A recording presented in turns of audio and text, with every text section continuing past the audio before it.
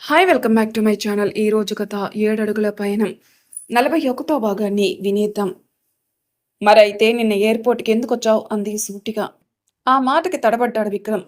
అయినా అది బయటికి కనిపించనివ్వకుండా జాగ్రత్త పడుతూ నేనొచ్చింది నా ఫ్రెండ్‌ని రిసీవ్ చేసుకోవడానికి అన్నాడు. ఎడమ చేతి బొటనవేలుని చూపుడు వేలుతో పాముకుంటూ. అది చూసిన సంయుక్తకు అర్థమైపోయింది విక్రమ్ అబద్ధం చెప్తున్నాడని. విక్రమ్ ఎప్పుడైనా అబద్ధం చెప్తే అలానే చేస్తాడని తనకి తెలుసు. అందుకే ఇంకా సాగదీయడం ఇష్టం లేక, సరే బావా నీ ఇష్టం. కానీ ఒక్కటి, నువ్వు లేకపోతే నేను ఇంకొకరిని పెళ్లి చేసుకుంటాను, సంతోషంగా ఉంటారని అనుకుంటున్నావేమో. అది ఎప్పటికీ జరగదు. నీ మీద నువ్వే ద్వేషాన్ని నాలో నింపేసినా అది సాధ్యం కాదు. ఈ సంయుక్త వీర్ ఎప్పటికీ విక్రమ్ వర్మది. ఎప్పటికీ సంయుక్త విక్రమ్ వర్మనే.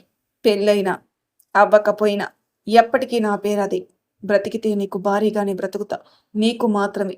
నువ్వు కాదంటే జీవితాంతం ఇలానే ఉంటానే కానీ ఇంకొకరికి కనీసం నా పేరును కూడా ఇవ్వను. నీకోసమే ఉంటా ఎదురు చూస్తూ.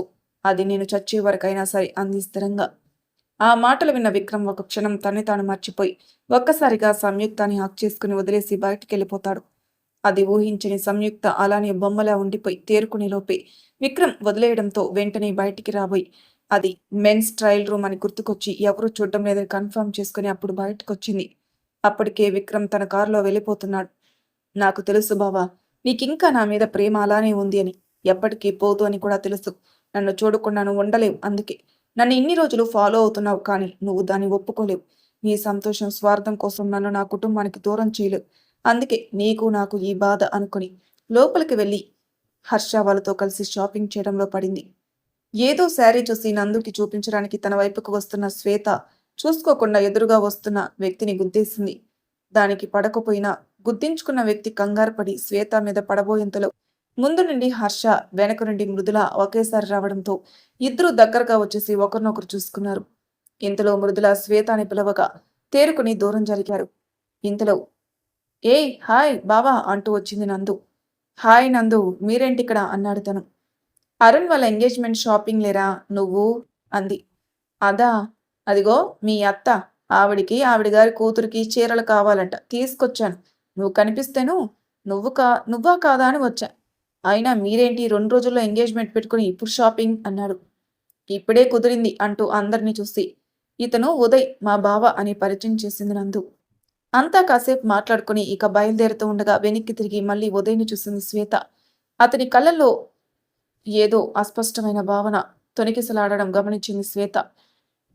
నిజానికి తనకి అలానే అనిపించింది. అందుకే దాని గురించి ఆలోచిస్తూ ఇంటికెళ్ళిపోయింది. అలా రోజులు గడుస్తూ గడుస్తూ ఎంగేజ్మెంట్ రోజు రానే వచ్చింది. అంతా సందడి సందడిగా ఉంది. బంధువులంతా ఒక్కొక్కరుగా వస్తున్నారు. బంధువుల్ని రిసీవ్ చేసుకుని లోపలికి తీసుకుని వెళ్ళడం అన్నిటినీ హరి, ఫణి, శ్రీనివాస్ గారు చూసుకుంటున్నారు. భోజనాలు అవి ఇంకా కావాల్సినవి చూసుకుంటున్నారు. అరవింద్, సుశీల్, మురళీ గారు ఇక పూజకి కావాల్సినవి అవి చూసుకుంటున్నారు ఆడవాళ్ళు. 2 రోజుల ముందే అంజలి వాళ్ళు కూడా రావడంతో అంజలి కూడా బంధువులు టిఫిన్లు అని అవి చూసుకుంటుంది. ఇక మన బ్యాచ్ అంతా రెడీ అవ్వడంతో మునిగిపోయారు. హర్ష, నందు మాత్రం వాళ్ళ వాళ్ళ గదుల్లో ఒకరికొకరు వాళ్ళ స్టైల్లో రెడీ చేసుకుంటూ చేయించుకుంటున్నారు. ఇక సంయుక్త ఆగిపోయిన తన పెళ్లి గురించే బాధపడుతూ అది ఎవరూ గమనించకూడదని అనుకుంటూ తిరుగుతుంది. శ్వేత మాత్రం చాలా టెన్షన్గా ఇబ్బందిగా తిరుగుతూ ఎదురుగా వస్తున్న వ్యక్తిని గుద్దేసింది. మళ్ళీ అతను తన మీద పడ్డాడు. ఎవరా అని చూసేసరికి ఉదయ్. సారీ అండి అనుకుంటూ వెళ్ళిపోతారిద్దరు. అంతా కలిసి కాసేపు మాట్లాడుకుంటూ ఉండగా హర్ష అమ్మాయిలు అందరికీ తను కొన్న గోల్డ్ చైన్స్ ఇచ్చి ఈ రోజే వేసుకోండి, అందరూ ఒకేసారి బాగుంటాయి అని చెప్పాడు. అందరిలో శ్వేత కూడా ఉండడం తనకి చాలా సంతోషంగా ఉంది. హర్ష తనని ఇంత త్వరగా క్షమిస్తాడనుకోలేదు తను. ఎంగేజ్మెంట్కి వచ్చిన నందు, పిన్ని కూతుర్లు నలుగురు హర్షాన్ని చూసి బావా బావా అనుకుంటూ సొంగ కార్చుకుంటూ తిరగడం గమనించిన నందు హర్షాన్ని అంటి పెట్టుకుని తిరుగుతూ ఎవరిని దగ్గరికి రానియకుండా తిరుగుతుంది. అది చూసిన హర్ష లోపలే తెగ నవ్వుకుంటాడు. ఆ రోజు ప్రియా విషయంలో నందు పొజిటివ్నెస్ గుర్తుకొచ్చి ఇక ముహూర్తానికి టైం అవుతుండగా పురోహితులు వస్తారు. పూజ ప్రారంభిస్తారు. తర్వాత తాంబూలాలు మార్చుకునేటప్పుడు సౌజన్య, శ్రీనివాస్ గారు అరుణ్ దగ్గర ఉండగా ముహూర్తం అందరికీ ఒకేసారి రావడంతో వాళ్ళు రవి దగ్గరే ఉండే అవకాశం లేదు. అది చూసిన రవికి చాలా బాధగా అనిపించి కళ్ళల్లో నీళ్లు తిరిగాయి. అది గమనించిన నందు, హర్ష, హరి, రేవతి గారుల చేతులు పట్టుకుని వాళ్ళతో సహా మురళీకృష్ణ, అనురాధ గారుల దగ్గర తాంబూలాలు అందుకున్నారు. అది చూసిన రవికి చాలా సంతోషంగా అనిపించింది. ఆ శుభకార్యం తన మామయ్య, అత్తయ్య చేతుల మీదుగా జరిగినందుకు. తర్వాత ఉంగరాలు మార్చుకోమనగా కుదిరిన ముహూర్తాల ప్రకారం ముందుగా శత్రు, మృదుల, తర్వాత రవి, పద్దు, ఆ తర్వాత అరుణ్, ప్రియలు ఉంగరాలు మార్చుకున్నారు. నిశ్చితార్థం అయ్యాక ముహూర్తాలు చూశారు పురోహితులు. చూసి మరో 3 నెలలు అంటే ఏప్రిల్ 28న అందరికీ ఒకేసారి ముహూర్తం ఉందని చెప్పారు.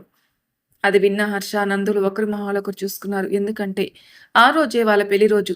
సుహాసిని, అరవింద్ గార్లకు కూడా గుర్తుంది. అందరినీ అడిగి సరే అనుకుని ఖాయం చేయించేశారు. అంతా చాలా సందడిగా గడిచింది. భోజనాలు కూడా పూర్తయ్యాక అంతా కాసేపు కూర్చొని మాట్లాడుకుంటున్నారు. కానీ శ్వేత ఎందుకో టెన్షన్‌గా ఉండడం గమనించాడు ఉదయ్. అలా సాయంత్రానికి బంధువులు చాలా వరకు వెళ్ళిపోయారు. బయట గార్డెన్‌లో అంతా ఖాళీగా ఉండడంతో డాన్స్ చేద్దామని డిసైడ్ అయ్యి ఎవరికి నచ్చిన పాటలు వాళ్ళు పెట్టుకుని డాన్స్ చేయడం స్టార్ట్ చేశారు. అలా చేస్తూ ఉండగా ఎందుకో కొంచెం అనీజీగా ఉంది అని హర్ష వస్తానన్నా కూడా వినకుండా వద్దని తన రూమ్‌కెళ్ళిపోయి పడుకుంది నందు. తనని ఒంటరిగా పంపడం ఇష్టం లేక తోడుగా శ్వేతను కూడా పంపాడు. రాత్రికి అంతా లోపలికొచ్చి భోజనానికి కూర్చునే ముందు నందు కోసం రూమ్‌కెళ్ళాడు హర్ష. అక్కడ నందు లేకపోవడంతో కంగారు మొదలైంది అందరికీ. శ్వేత కూడా లేకపోవడంతో ఇంకా భయం పెరిగిపోయింది హర్షకి. ఇంతలో హర్ష ఫోన్ రింగ్ అయింది. నెంబర్ చూడంగానే అది డానియల్ నెంబర్ అని అర్థమైపోయింది వాళ్ళకి. ఇక అందరికీ చెమటలు పట్టడం మొదలవగా ఫోన్ లిఫ్ట్ చేశాడు హర్ష. హర్ష హలో అనే లోపే ఆ పక్క నుండి వికృతమైన నవ్వు వినిపిస్తుంది. ఇక హర్షకి కన్ఫర్మ్ అయిపోయింది. నందు, శ్వేత మిస్ కావడానికి డానియలే కారణమని. ఇంతలో ఆ పక్క నుండి hi Harsha, how are you అని వచ్చింది గొంతు. రేయ్, నా నందుకి ఏమైనా అయ్యిందంటే నువ్వు నా చేతిలో చస్తావురా అని కోపంగా మాట్లాడుతూ శత్రు వైపు చూసి ట్రేస్ చేయమని సైగ చేసి హర్ష స్పీకర్ ఆన్ చేశాడు. హర్ష మాటలు విన్న డానియల్ నవ్వుతూ, ఈ మాటలు చాలా కాలంగా వింటున్నానులే హర్ష. అన్నట్టు నన్ను ట్రేస్ చేయమని నీ బామర్ది అదే ఏసీపీ శత్రుఘ్నును పంపిస్తున్నట్టున్నావు. ఆ ప్రయత్నం మానుకో. అది వృధా ప్రయాస. అందులోనూ ఇప్పుడు నీ పెళ్ళాం ఒకప్పటి నీ ప్రేయసి. ఇప్పుడు నా దగ్గరే ఉన్నారు. ఆ విషయం మర్చిపోకు. హా, శత్రువు, నువ్వు ఇక వెనక్కి వచ్చేయి నాన్నా అన్నాడు డానియల్ నవ్వుతూ. ఆ మాటలకి ఆగిపోయిన శత్రు ఇక వెనక్కి వచ్చేస్తాడు హర్ష సైగ చేయడంతో. నీతో చాలా మాట్లాడాలి హర్ష. పర్లేదు, నువ్వు నేను అనుకున్నంత అమాయకుడేమీ కాదు. నన్ను బాగానే కనిపెట్టావు. నా బిజినెస్ని ఎక్కడివక్కడ ఆపించేశావు. అది నాతోనే. నా మనుషుల్లో నాకే తెలియకుండా ఒకరిని కొనేసి ఇప్పటిదాకా నువ్వు నీ స్టైల్లో నీ ఆట ఆడావు. ఇక ఇప్పుడు నా టర్న్. ఇప్పటి వరకు నువ్వు నా చేత ఆడించిన దాగుడు మూతల ఆటల్ని ఇప్పుడు నువ్వు ఆడుదువు గాని. ఇప్పుడు టైం 9 అవుతుంది. నీకు సరిగ్గా 3 గంటలు టైం ఇస్తున్నాను. అంటే 12 అయ్యే వరకు నీకు నీ భార్యని కాపాడుకునే ఛాన్స్ ఉంది. అప్పటిదాకా నీ పెళ్ళాం ఆ శ్వేత నా దగ్గర భద్రంగా ఉంటారు. నీకు మాటిస్తున్నాను అన్నాడు డానియల్. నిన్నెలా నమ్మడం అని అడిగాడు హర్ష. నీకు ఇంకో ఆప్షన్ ఉందా అని ప్రశ్నించాడు హర్ష. సరే, లెట్స్ మేక్ ఎ డీల్. నీ ఇల్లీగల్ బిజినెస్లకి సంబంధించిన ప్రూఫ్స్ అన్నీ నా దగ్గర ఉన్నాయి. డానియల్, ముసుగులో ఉన్న నిన్ను బయటికి లాగగలను. పోయిన నీ బిజినెస్ ఆఫర్స్ అన్నీ నీ దగ్గరకు వచ్చేలా చేయగలను. సో నువ్వు నా నందుని జాగ్రత్తగా నాకు అప్పచెప్పు. నేను నీ ప్రూఫ్స్, ఆఫర్స్ నీకు ఇచ్చేస్తా అన్నాడు హర్ష. దానికి డానియల్ నవ్వుతూ, అవన్నీ నువ్వు పడే బాధతో పోలిస్తే నాకు ఖాళీ గోడితో సమానం హర్ష. నా బిజినెస్లు పోయినా నాకేం ప్రాబ్లం లేదు. కానీ ముందు నువ్వు నీ పెళ్ళాన్ని కాపాడు. ఆల్రెడీ 9 దాటేస్తుంది. చెప్తున్నాగా, నీ పెళ్ళాన్ని నేనేం చేయను. నీకు ఇచ్చిన టైం అయ్యేదాకా అంటూ కాల్ కట్ చేశాడు డానియల్. అందరికి ఏం చేయాలో అర్థం కాలేదు. హర్ష మొత్తం అందరినీ గమనిస్తున్నాడు. ఎవరైనా అనుమానాస్పదంగా కనిపిస్తారేమని. ఎవ్వరూ అలా కనిపించలేదు. హర్ష ఆ రూమ్ మొత్తం వెతుకుతున్నాడు. ఎక్కడైనా ఏదైనా క్లూ దొరుకుతుందేమని ఏమీ లేదు. వెంటనే శత్రువుని తీసుకుని బయటికెళ్తూ మళ్ళీ వెనక్కొచ్చి అందరినీ చూస్తూ, నా నందుకు ఏమీ కానివ్వను. తన్ని జాగ్రత్తగా మీ ముందు నిలబెట్టే బాధ్యత నాది అన్నాడు హర్ష. డోర్ దగ్గర నిలబడిన శ్రీనివాస్ గారి దగ్గరికెళ్ళి ఆయన చేయి పట్టుకొని, నా మీద నమ్మకం ఉంచండి మావయ్య అన్నాడు. ఆయన హర్ష తల నిమురుతూ, నాకు ఆ నమ్మకం ఎప్పటికీ పోదు బాబు, మీరు జాగ్రత్త అన్నారు. హర్ష తలోపి రవి, అరుణ్ వాళ్ళ వైపు చూసి, అందరినీ జాగ్రత్తగా చూసుకోండి, అందరినీ గమనించుకుంటూ ఉండండి అన్నాడు. వాళ్ళు మేం చూసుకుంటాం అంటూ కళ్ళార్పారు. శత్రు మృదుల వైపు చూశాడు. తను వెళ్ళి రానా అన్నట్టు చూసింది. నవ్వి సంయుక్త వైపు చూశాడు. తను అందరినీ నేను చూసుకుంటానంటూ చెప్పింది. ఉదయ్ కూడా వాళ్ళతో వస్తాను అంటే హర్ష ఇంట్లో వాళ్ళతోనే ఉండమని చెప్పాడు. ఇక తప్పక సరే అన్నాడు ఉదయ్. హర్ష, శత్రు బయటకొచ్చి నేరుగా లివింగ్ రూమ్కి వెళ్ళి సీసీటీవీ ఫుటేజ్ చూస్తున్నారు. దానిలో వీడియో అంతా వైట్గా కనిపిస్తుంది. ఏం అర్థం కాలేదు ఇద్దరికి. కాసేపటికి శత్రుకు అర్థమైంది అది వాల్ వైపు చూపిస్తుందని. వెళ్ళి చూసి రాగా అదే నిజమని తెలిసింది. ఇంకా వెనక్కి రివైండ్ చేయక ఆ కెమెరా పొద్దున్నుండి అలానే ఉందని తెలిసింది. దాన్ని ఎవరో గోడ వైపుకి తిప్పారు అని మళ్ళీ మళ్ళీ చూడగా అది గోడ వైపుకి మళ్ళీ ముందు దాని దగ్గరలో శ్వేత ఒక 4 సార్లు కనిపించింది. ఇంకా చూస్తూ కూర్చొని టైం వేస్ట్ అని బయటికి పరుగులు తీశారు. అక్కడ వాళ్ళు పెట్టిన గార్డ్స్ ఉన్నారు.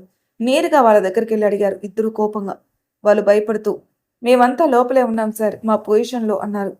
మరి ఇక్కడ ఎవరెవరున్నారు అని అడిగాడు హర్ష. అది సార్ దుర్గేష్ బాబాయ్ ఉన్నాడు సార్ అన్నాడు. ఎక్కడున్నారాయన అన్నాడు శత్రు. బాబు ఇక్కడ అంటూ వచ్చారు బాబాయ్.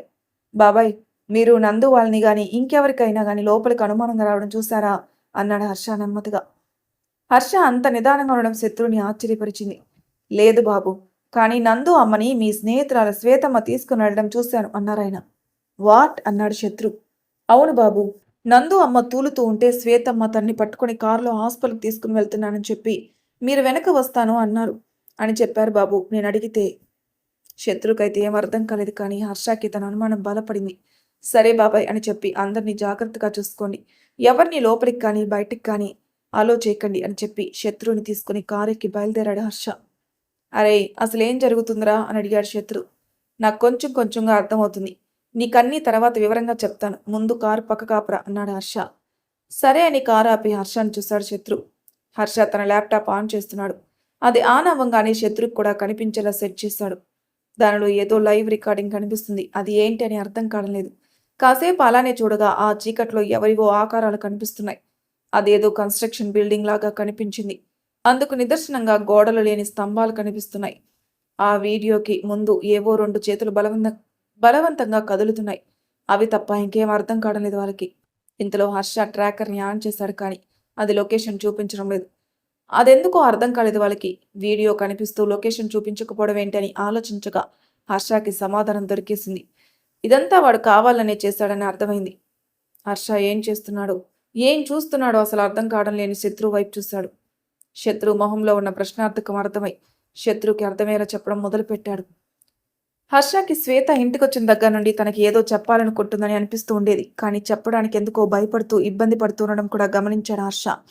తను శ్వేత ఇద్దరు నందుతో పాటు ఉన్నప్పుడైతే తన కళ్ళల్లో ఏదో చెప్పేది కానీ అర్థమయ్యేది కాదు.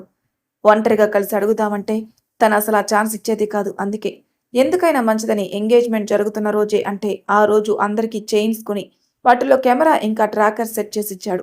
కానీ శ్వేతకి మాత్రం తనంతట తానే వాచ్ కొడుకుని దానిలో కూడా కెమెరా సెట్ చేసి తన చేతికి పెట్టాడు.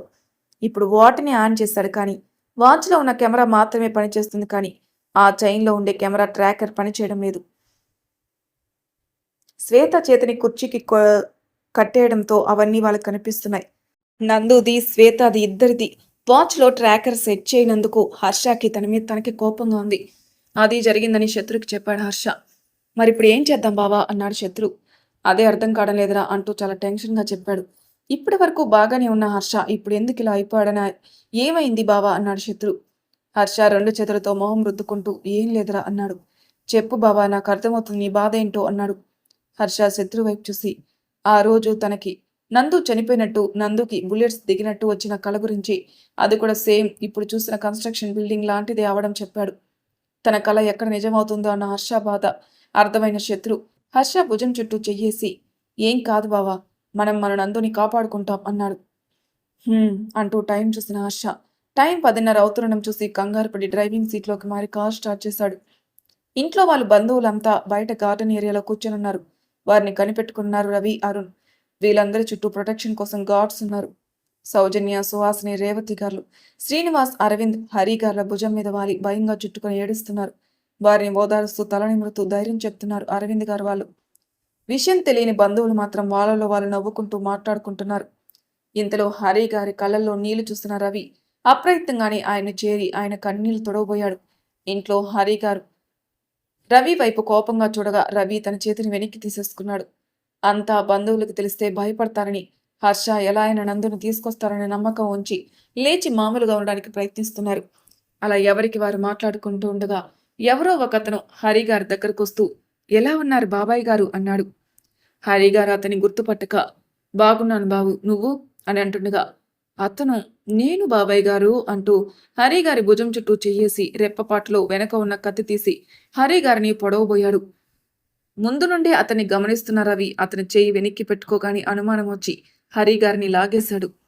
ఆ తోపులాటలో ఆ కత్తి వెళ్లి రవి పొట్టలో దిగింది. అమ్మా అని అరిచాడు రవి. అతను రవిని గమనించి అందరూ అక్కడికొచ్చేలోపే ఎవరికి దొరకకుండా పరుగు అందుకొని చూస్తుండగానే ఒక పొడవాటి కర్ర తీసుకుని ఎదురుగుండా గోడ దుక్కి పారిపోయాడు. రేపపాటులో జరిగిన ప్రమాదానికి అందరూ టెన్షన్తో బిగుసుకుపోయారు. రవి అరుపుకి వెంటనే అక్కడికి వచ్చిన పద్దు ఏడుస్తూ రవి తలని ఒడిలో పెట్టుకుని రవి రవి అంటుంది. అరుణ్ ఇంకా ఎవరైనా ఉన్నారేమో అని అలానే అందరినీ గమనిస్తూ డ్రైవర్ని కారు తీసుకుని రమ్మని కాల్ చేసి ఉదయ్ని కూడా అందరినీ ఒక కంట కనిపెట్టుకుని ఉండమని చెప్పాడు. రవి తన గడుపులో దిగిన కత్తిని బలవంతంగా బయటికి లాగాడు. అలా లాగుతూ అరుస్తున్న రవిని గుండెలకి హత్తుకుని గుండె పగిలేలా ఏడుస్తుంది పద్దు. రేవతి గారు కూడా రవి పక్కన చేరి రవి అంటూ ఏడుస్తున్నారు. మిగతా వాళ్ళంతా కూడా చేరిపోయారు, హరిగారు తప్ప. రవి రక్తం అంటిన తన చేత్తో ఒకవైపు ఏడుస్తున్న పద్దు చెంపను నిమురుతూ మరోవైపు రేవతి గారి చేతిని పట్టుకున్నాడు. నాకేమీ కాలేదురా, ఏడవకు, ఏం బానే ఉన్నాను అంటున్నాడు రవి. అలా అంటున్నాడే కానీ కత్తి లోపలికి బలంగా దిగడం వల్ల నొప్పి చాలా ఎక్కువగా ఉంది. బయటికి చెప్తే వీళ్ళు తట్టుకోలేరని భరిస్తున్నాడు. కానీ పద్దుకి రవి బాధ అర్థమైంది. తనతో పాటు ఇంకొకరికి కూడా. మరోవైపు రవికి బ్లీడింగ్ ఇంకా ఎక్కువైపోతుంది. అటు ఇటు చూసిన పద్దు పక్కనే టేబుల్ మీద వేసిన డెకరేటివ్ క్లాత్ తీసుకుని చించి రవికి బ్లడ్ పోకుండా కట్టి రవిని హత్తుకుని అరుణ్ కారు తీసుకుని రా త్వరగా అంటుంది. ఇందులో తన కిట్తో వస్తుంది సంయుక్త. వచ్చి రవికి బ్లడ్ పోకుండా ఫస్ట్ ఎయిడ్ చేసి కట్టి అది కూడా ఆగకపోవడంతో మళ్ళీ పద్దు కట్టిన క్లాత్ని కట్టి సెప్టిక్ అవ్వకుండా ఇంజెక్షన్ చేసింది. సంయుక్తకి అర్థమైపోయింది రవి ఇప్పుడు చాలా సీరియస్ కండిషన్లో ఉన్నాడని. కత్తి ఒక సైడ్ నుండి దిగడంతో లివర్ కానీ కట్ అయిందా అనే అనుమానం వచ్చింది. బయటికి చెప్తే అంతా ఆడలిపోతారని మిన్నకుండిపోయింది. ఇంతలో కారు రావడంతో రవిని ఎక్కించి అంతా కూర్చుని బయలుదేరారు. వెళ్లే ముందు అరుణ్ గార్డ్స్ వైపు చూసి మిగిలిన బంధువులందరినీ చూసుకోమని చెప్పి అక్కడే నిలబడిన హరి గారిని తీసుకుని బయలుదేరాడు. సమయం 11 అవుతుండగా ఒక 10 అంతస్తుల మేడ ముందు ఆగింది హర్ష వాళ్ళ కారు. ఇద్దరు పరుగున లోపలికెళ్లారు. మరో 10 నిమిషాలు బయటకొచ్చి మళ్ళీ కారుని ముందుకు పరుగులు పెట్టించారు. మరి తర్వాయి భాగంలో ఏం జరుగుతుందో నెక్స్ట్ ఎపిసోడ్లో తెలుసుకుందాం. అంతవరకు నా ఛానల్ని సబ్స్క్రైబ్ చేయని వాళ్ళు ప్లీజ్ సబ్స్క్రైబ్ చేసుకోండి. లైక్ చేసి షేర్ చేయండి. మీ అభిప్రాయాలు నాకు కామెంట్ రూపంలో తెలియజేయండి. Thank you for listening.